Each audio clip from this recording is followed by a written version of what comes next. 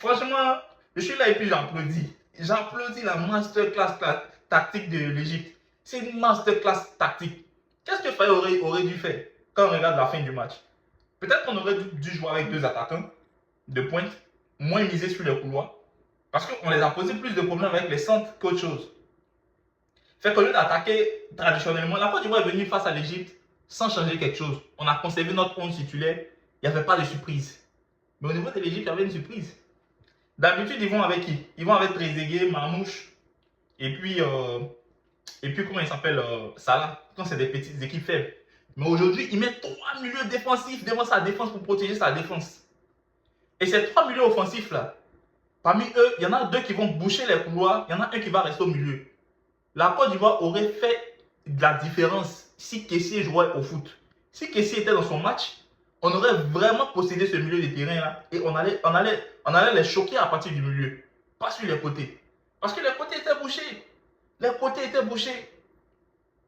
Les côtés étaient bouchés. Les côtés étaient bouchés. Ahmad était bouché. Yann Demandé était bouché. C'était fermé, les gars.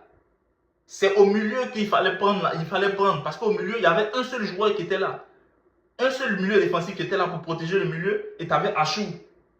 Tu avais Achou aussi qui défendait aussi. Donc, l'Égypte a misé sur l'agressivité au niveau tactique et l'émotion. Donc, l'Égypte n'a pas forcément, ils n'ont pas forcément possédé le ballon. D'ailleurs, à la mi-temps, la Côte d'Ivoire avait 70% de possession de balle, l'Égypte avait 30%. Mais l'Égypte savait directement ce qu'ils allaient faire avec le ballon. Ils savaient directement ce qu'ils allaient faire avec le ballon. Donc, nous, on s'est laissé découvrir. Et derrière, on n'a pas assuré. On n'a pas assuré, ils nous ont eu. Le deuxième but, le premier but, oui, j'accorde, c'est une erreur. Mais le deuxième but, tu ne prends pas ça.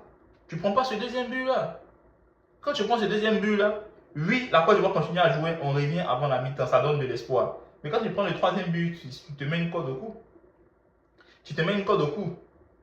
Donc, est-ce qu'on va en vouloir Faye pour ça? On ne peut pas lui en vouloir, il ne peut pas deviner que l'Égypte va venir jouer avec des joueurs qui vont boucher le couloir. Il ne va pas deviner. Le problème, c'est pas que tu étudies ton adversaire, mais ton adversaire, si tu étudies. Non, qui a réussi? C'est Osama Hassan, c'est lui qui a réussi sa tactique. Parce que lui, il s'est assis sur ses acquis. Ses acquis, c'est la défense, une défense solide qui est protégée par le milieu de terrain et boucher les couloirs. Il n'a pas besoin de beaucoup de choses, il a besoin de juste Marmouche pour faire la différence. C'est Marmouche qu'on va alimenter pour faire mal. Et Marmouche nous a fait très très mal.